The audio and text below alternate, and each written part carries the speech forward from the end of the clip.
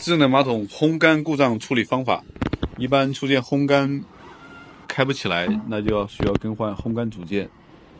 首先必须把产品的电断开，然后拆解后部的螺丝。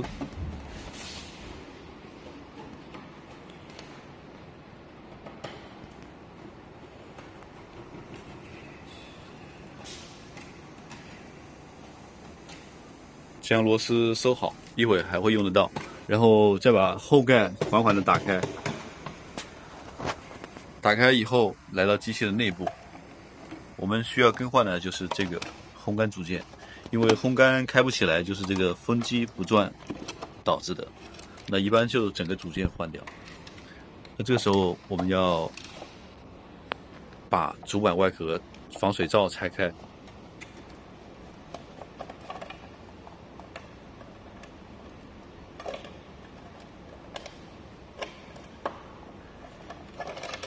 拆开以后，来到里边，找到这个烘干组件跟主板连的2根线，然后拆掉。在拆卸这2根线之前，一定要拍照片。好，那我们找到这个组件，先把它的螺丝2颗拿掉。我今天这么热啊！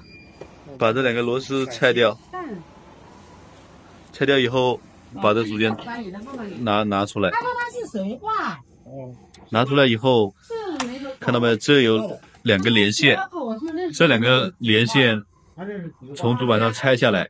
拆下来以后，注意一定要拍照，在拆之前。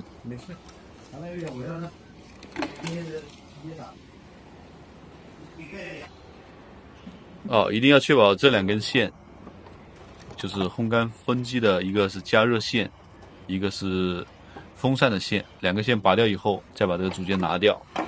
拿掉以后，就按照刚才插线的顺序，再把新的组件的线插到这个烘干接口和这个加热接口，整个组件更换就可以了。